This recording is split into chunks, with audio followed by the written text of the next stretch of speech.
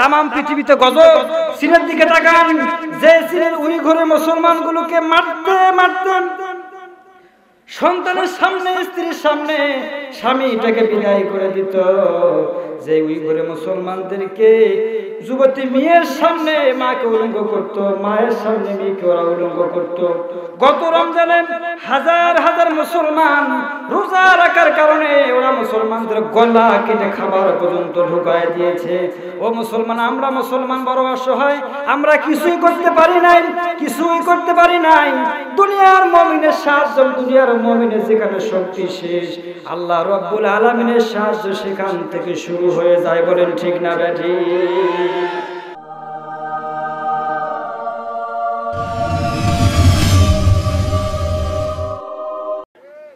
যে চীনের বুকে ওরা সব মসজিদগুলো তালা লাগাই দিল, এই হাফিজিয়া মাদ্রাসাগুলো, এতিমখানাগুলো তালা লাগাই দিল।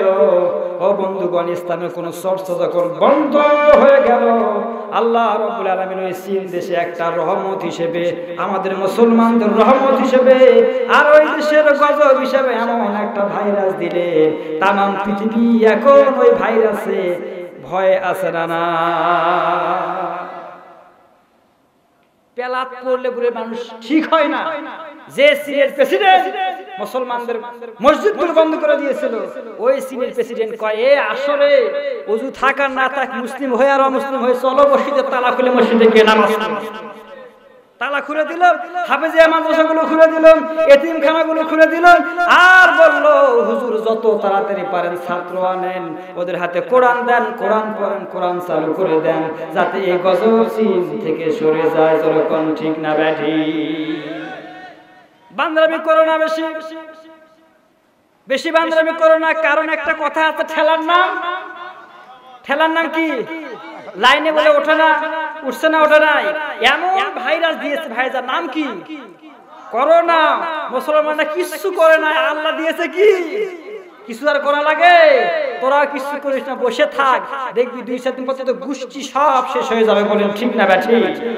আজকে বেশি বাড়াবাড়ি করতেছে আমাদের পার্শ্ববর্তী দেশ ভারত, ঠিক না ব্যাঠি? মুসলমান বাংলাদেশ এমন একটা দেশ, 71 স্বাধীনতা লাভ করলাম। এই বাংলাদেশের পাটভূমি, বাংলাদেশের ইতিহাস যদি আপনি লিখতে যান, মরহুম শেখ মুজিবুর রহমানের নামটা আছে না নাই? এটা থাকবে, কারণ একজন বঙ্গবন্ধু শেখ মুজিবুর রহমানের জন্ম বাংলাদেশে হয়েছিল বলে পুরো বাংলাদেশটা আমরা পাইছি। গণ ঠিক না বেঠি? 71-এ ভাষণ যখন তিনি দিয়েছিলেন, রক্ত যখন দিয়েছি আরো দেব, তবু এই দেশকে স্বাধীন করে ছাড়ব।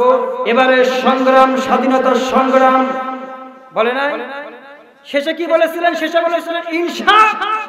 এটা মুসলমানের শব্দ না, হিন্দুর শব্দ। তার মানে বোঝা যায় সে লোকটা ধার্মিক মানুষ ছিলেন। ঠিক না বেঠিক? কথা কম, একটু পরে টের পাবেন। দাদা একটু সময় দেন আমারে, এতক্ষণ অন্য জায়গায় হলে মাথা গরম করে ছেড়ে দিতাম। নিজ এলাকা তো সব পরিচিত মানুষ, সেরকম হচ্ছে না। তারপরে দোয়া করেন, দেখি কি হয়। থাকেন শুনেন। বন্ধুরা আমার, ভাইরা আমার, যে লোকটা ইসলামী ফাউন্ডেশন প্রতিষ্ঠা করেছেন, বলেন তো ইসলামকে ধ্বংস করার জন্য না প্রতিষ্ঠা করার জন্য? ইসলামকে প্রসার করার জন্য, ইসলামকে উঁচু করার জন্য। এই যে নেতা আবু বকর ভাই প্রধান যখন যে কথা বলে গেলেন, আমি বললাম ভাই শোনেন, এক করোনা দিয়ে প্রমাণ হয়ে গেছে না যায় না? গত জুমায় সব মসজিদে মসজিদে আমরা দোয়া করেছি, ঠেলার নাম বাবাজি মসজিদে গিয়ে বলতেছে, হুজুরেরা দোয়া করেন, হুজুর আপনারা কান দিলে কবুল হবে। জোরে কোন আল্লাহু আকবার। ঠেলার নাম কি? কয়েক বছর আগে আমার এক বন্ধু, ওর গ্রামে একটা মেলা লাগতো, এই দিনাজপুরের আমবাড়ি এদিকে। তো 3 দিনের মেলা, কালীর একটা মূর্তি বানা 12.5 হাত, 12.5 হাত মূর্তি, 3 দিনের মেলা, শেষ দিন। ও বললো যে দোস্ত, হাজার হাজার মানুষে হঠাৎ করে বৈশাখ মাস, কাল বৈশাখে ঝড় চলে আসলো কোনা থেকে, সেই রকম বৃষ্টি ঝড় চলে আসলো, লোক যে যেদিক পারে দৌড় মারল। এরই ভিতরে কালী মন্দির থেকে কে যেন মাইকে বলতেছে, কোন মুসলমান কি আছেন আযান দেওয়া? এ ভাইজান হাসতেছেন কেন? এরকম ঝড় তুফান হলে আজান দেয়। আমার এক দাদা কিছুদিন আগে মারা গেল, এত পরেজগার মানুষ ছিলেন, রশিদ দাদা। উনি দেখলাম ছোটবেলায় আমি এখানে এই ঝড় তুফান উঠলে উনি আজান দিতেন। আমি এটা ওনার থেকে প্রথম দেখছি। আল্লাহু আকবার। আল্লাহ আমার দাদাকে মাফ করে দিন, বলে আল্লাহুম্মা আমিন। তো আজান দেওয়া কেউ কি আসো? তো মেলায় যারা থাকে ভালো মানুষ, আপনারা তো ভালো মানুষ, কি কন? তো সকলে তো একবার লঙ্গি এই পর্যন্ত কি মাল কাজ না কি কয় এটাকে কাঁচা মারা, এই কাঁচা মেরে দিয়ে দেবো। তো একজন মুসলমান এসে কয়, এ ডাকলু কেন? তুই আজান জানিস? আজান প্রথমটা শেষটা আমি জানি। তো বলছে যেটুকু জানিস ওইটুকু দে। এর তো লঙ্গি এই পর্যন্ত তোলা। তো লঙ্গি তোলা হলে কি হবে? বুঝতো না। বলছে মাইক ধর। ও মাইক ধরে আনছে, আল্লাহু আকবার, আল্লাহু আকবার। প্রথমটা বলছে আর শেষটা বলে শেষ করছে। ঝড় থেমে গেছে। ঝড় থেমে যাওয়ার পর লোকজন চলে আসছে, তুই কি করলি? আজান কি জন্য দিল? আজান তো আমি দেই না দাদা, তোরাই তো আমাকে ডাকে না। তো সবাই হিন্দু ধরেছে, বদমাইশ, তুই আজান কি জন্য দিল? তো বলতেছে কি করব? আল্লাহ ডাকলাম তো। তো বলছে আল্লাহ কেন ডাকবে? কালি ছিল এখানে, কালি ডাকবি? তাই তো আমি বের হয়ে দেখে কালি ওইখানে এরকম করে ঝুঁকতেছে, তো কি করব? নিরুপায় আমি বলেছি আজান দিয়ে দে। আজান দিল, ঝড় থেমে গেল। সুবহানাল্লাহ। খেলার নাম কি বন্ধুরা আমার, ভাইরা আমার? কষ্ট হলো আপনাদের? ওই যে মুসাব ইবনে উমাইর মক্কা ছেড়ে মদিনায় গেলেন বন্ধু, লম্বা ঘটনা। আল্লাহর হাবিব সাল্লাল্লাহু আলাইহি ওয়াসাল্লামকে চিঠি লিখছেন। বিশ্বনবী মুহাম্মদ রাসূলুল্লাহ সাল্লাল্লাহু আলাইহি ওয়াসাল্লাম মক্কা ছেড়ে মদিনায় গেলেন। যাওয়ার পর বদর হলো, উহুদ হলো। উহুদের প্রান্তে মুসাব ইবনে উমাইর গেলেন। আল্লাহর নবীর একটা সামান্য আদেশ অমান্য করার কারণে সাহাবায়ে কেরামের মাঝে বিপর্যয় চলে আসলো। বন্ধু রে, বিপর্যয় যখন আসলো, মুসাব ইবনে উমাইর তরবারি এখানে হাতে নিলেন। তরবারি হাতে নিয়ে বীর বিক্রমে এমন ভাবে লড়াই করে গেলেন মুসাব ইবনে উমাইর। উহুদের প্রান্তে কিছুক্ষণ লড়ার পরে তিনি শহীদ হয়ে গেলেন, তিনি মারা গেলেন।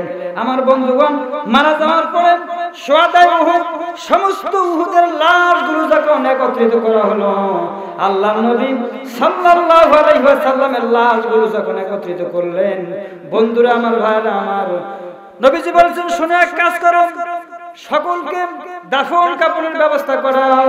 মুসাব ইবনে উমাইর, যে উমাইরের কোনো অভাব ছিল না, যে উমাইর জীবনে একটা পোশাক দ্বিতীয়বার গায়ে লাগায় নাই, সে মুসাব ইবনে উমাইর এমন একটা ভাগে কাফন কাপড় পরলো, এত ছোট কাপড়ের কাপড়। ও যুবকেরা, তোমাদের মতো যুবক ছিল, এত ছোট কাপড়ের কাপড় পরলো, যে কাপড়ের কাপড় দিয়ে পা ঢাকলে মাথা বের হয়, মাথা ঢাকলে পাটা বের হয়ে যায়। আল্লাহ নবীকে বললেন, হুজুর, ইয়া রাসূলুল্লাহ, ইয়া হাবিবাল্লাহ, মুসাব ইবনে উমাইর এই অবস্থা হয়েছে গো নবীজি। আল্লাহ নবী বললেন, সাহাবায়ে কেরাম শোনো, ওর মাথা ঢেকে দাও, পাটা ইসখির নামক এক প্রকার ঘাস দিয়ে ঢেকে দাও। তাই করা হলো। কবরে মকফুন করে যখন দেওয়া হলো, আমার ভাইয়েরা, আমার বন্ধুরা, ও ভাইপাড়া যুবক আসো যারা শোনো, তারা বলো দেখি, মুসাব ইবনে উমাইর আল্লাহর নবীর হাতে হাত রেখে কালেমা পড়ে যে জিহাদের ময়দানে গিয়ে শহীদ হয়ে গেলেন, এই মুসাব আল্লাহর জান্নাতি না জাহান্নামী? আর তুমি যুবক এত ব্যস্ত, একদিন দেখেছি রাস্তার পাশে মোটরসাইকেল দাঁড় করিয়ে ভাইজান, এক হাতে মোবাইল, এক হাতে সিগারেট, তারপরে চেন টেনে রিং বিয়ারিং বল পিস্টন বের করে স্প্রে করতেছে।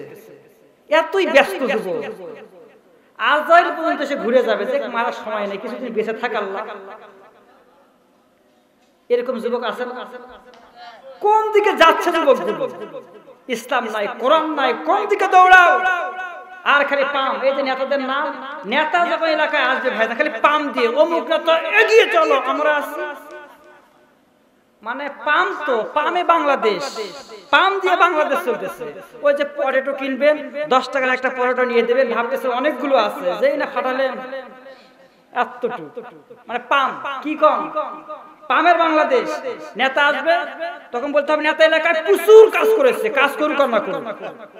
এই কথা যদি বলেন তাহলে কিছু পাবেন, আর যদি এই কথা বলতে না পারেন, পাওয়ার সম্ভাবনা আছে। কিসের বাংলাদেশ? পামের বাংলাদেশ। খালি এই পাম কি আপনাদের ভিতরে, নেতার ভিতরে, হুজুরদের ভিতরেও পাম আছে না নাই? কষ্ট হচ্ছে আপনাদের? হুজুরদেরকে যে 2-4 টাকা যা জনগণ দেয় তার থেকে বেশি গালাই, সন্দেহ হয়? এই 2 বছর আগে ওয়াজ করার জন্য আপনাদের পাশে লালমনিরহাটে গেলাম, গিয়ে দেখি একজন হুজুরকে আমার কাছে আনছে। আনার পরে ওই মসজিদের সভাপতি সেক্রেটারি এসে কয়, হুজুর কোন তো এই হুজুরের পিছনে নামাজ হবে না, হবে না। বাপ রে, তা আমি তো এত বোকা না, মাহফিল করে করে 7-10 জায়গা ঘুরে একটু হলো চালাক হয়েছি ভাইজান, বুঝিয়ে গেল। এটা আজকে আসার সময় বলছিলাম, আপনারা যেভাবে শিডিউল সাজাইছেন 11টার আগে মাইক ধরা যাবে না। ওনারা বলছে 10টার মধ্যে দিব। 11টা আসছে, 11টা পরে মঞ্চে উঠছি। তার মানে শুজ মর্নিং দ্যাট ডে, সকাল দেখলেই বোঝা যায় দিনটা কেমন যাবে। এগুলো করে দেয়, বুঝি না এগুলো। এক ছেলে, যুবক ছেলে গিয়ে এক মেয়েকে বলেছে, এ ছেড়ি তোর কি বিয়ে হয়েছে? মেয়ে বলছে থাপ্পড় দেবো, বেয়াদব তুমি কি যুবক? হ্যাঁ আমি যুবক। তুমি যুবক নাও, যুবক হবে যে মহিলা চোখের দিকে তাকালে বুঝবে সে।